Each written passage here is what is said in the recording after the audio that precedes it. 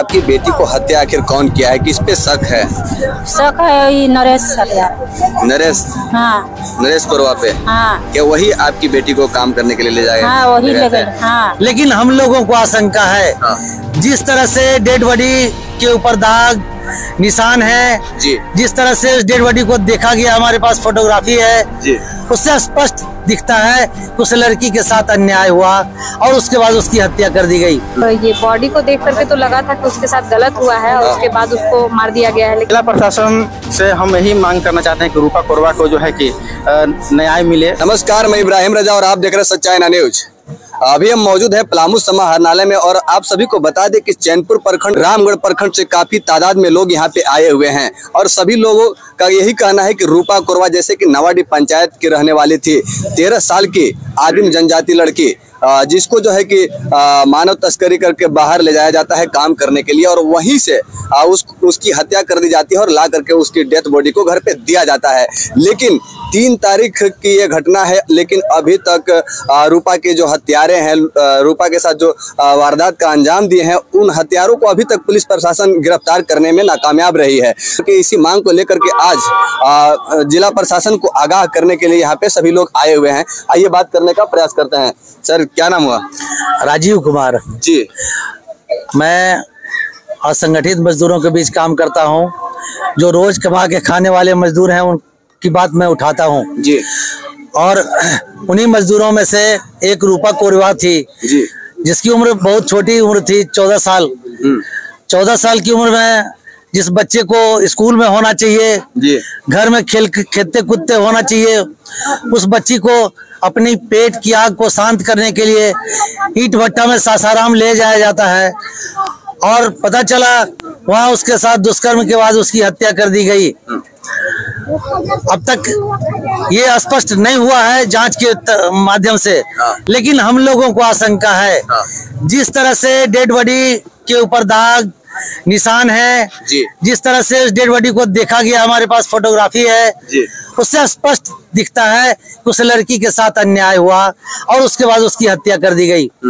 ये रूपा का मामला सिर्फ नहीं है, हम ये जानते हैं कि उस इलाके में जो सहमे हुए लोग हैं, जो डरे हुए लोग हैं, जिनकी आमदनी छोटी है, जिनके घर में रोज चूल्हा नहीं जलता, वैसे लाचार और बेबस लोग लाचार होकर के बाहर काम खोजने जाते हैं, 2 मुट्ठी अनाज खोजने निकलते हैं अपने घर को छोड़ करके। आज आप लोग यहाँ पे आए हुए हैं, जिला प्रशासन से क्या मांग आप लोग? हम लोग मांग कर रहे हैं उस रूपा की गुत्थी को सुलझाइए। मेरा साफ साफ आरोप है, जो वो इलाका है नवाडी का, माइंस का इलाका, वहाँ जो खेल चल रहा है माइंस और जंगल उजाड़ने का, प्रशासन के सहयोग से, मिली भगत से ये सारा खेल चल रहा है।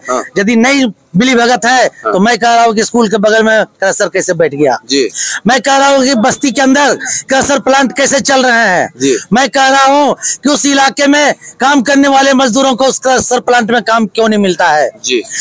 ये मिली भगत का प्रमाण है।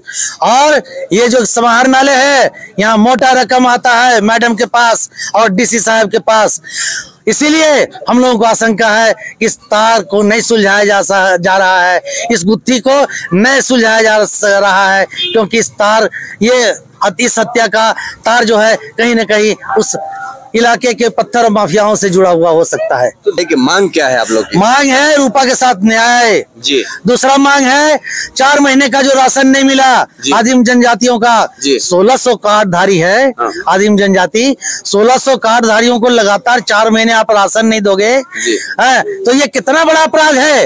ये सबसे बड़ा अपराध है, मर्डर और हत्या से बड़ा ये अपराध है और इसके लिए जिला प्रशासन और उसके अधीनस्थ जो ऑफिसर हैं वो जिम्मेदार हैं। कम्युनिस्ट पार्टी के सांसद प्रत्याशी अभय भुइयां जी हैं। अभय जी, इस मामले के बारे में आप क्या कहना चाहेंगे, क्योंकि आज यहाँ पे आप भी शामिल हैं? जी, जाहिर सी बात है कि पलामू में पलायन ज्यादा है और इसी का जो है कि उदाहरण जो है कि आज देखने में आ रहा है कि रूपा कोरवा के साथ जो घटना हुई कहीं न कहीं पलायन के चलते ही हुई है, क्योंकि पलामू में कोई बड़े उद्योग नहीं है, कोई कल कारखाने यहाँ पे नहीं है, तो यह जाहिर सी बात है कि वो पलायन तो करेंगे। रूपा कोरवा को न्याय दिलाने के लिए आप लोग क्या मांग करना चाहते हैं जिला प्रशासन से? जिला प्रशासन से हम यही मांग करना चाहते हैं कि रूपा कोरवा को जो है कि न्याय मिले और उसकी उचित जांच हो जी, और दोबारा ऐसी बड़ी घटना ना हो जी, इसके लिए यहाँ का प्रशासन कदम उठाए। जी जी। और नवाडी पंचायत के पंचायत समिति पिंकी सुरेन जी है, आइए इनसे बात करते हैं क्योंकि इनके पंचायत का ही ये मामला है। रूपा कोरवा जो है इनके समझिए कि परिवार के ही सदस्य हैं, क्या कहना चाहेंगे? आज आप यहाँ पे आए हुए हैं डीसी सर से मिलने के लिए।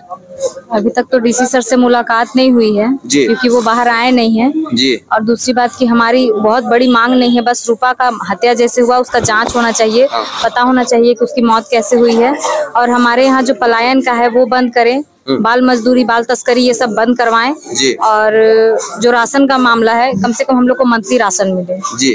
अच्छा ये बताइए कि आप लोगों को क्या शक है रूपा कोरवा की हत्या किया गया या कैसे उनकी मौत हुई? ये बॉडी को देख करके तो लगा था कि उसके साथ गलत हुआ है और उसके बाद उसको मार दिया गया है, लेकिन हम उस पे नहीं जाएंगे। हम जो जांच होगा, जो भी रिपोर्ट में आएगा हम उसी को मानेंगे, लेकिन फिर भी हमारे अंदर शक तो है उसके साथ गलत हुआ है। मौत हुई तो कैसे हुई जी, बस ये जानना है। अभी तक किसी को पुलिस प्रशासन गिरफ्तार किया या नहीं किया?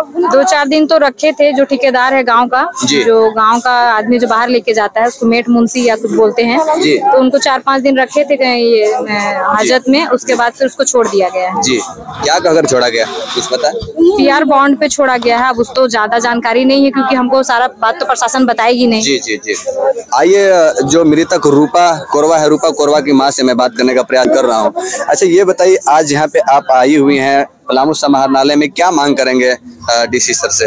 डीसी सर से ये मांग करत हिया कि जे रूपा के जैसे दुर्घटना बीतल बा वो हम अन्याय मांगे ला चाहते हैं। हाँ, और अन्याय न मिले तो हमारा बेटी खड़ा मिले, नहीं तो बेटी चाहिए। हाँ। अच्छा ये बताइए कि आपकी बेटी को हत्या आखिर कौन किया है, किस पे शक है? शक है ये नरेश सर। नरेश? हाँ, नरेश कोरवा पे? हाँ। क्या वही आपकी बेटी को काम करने के लिए ले जाएगा? हाँ वही लगल, हाँ वही लगल रहे, तब हमारे बेटी कैसे साथ में दुर्घटना से गाला घोट के मारा गया। हाँ। और आपके द्वारा बलात्कार का भी आरोप लगाया गया था? आरोप ही लगाए रहे हम।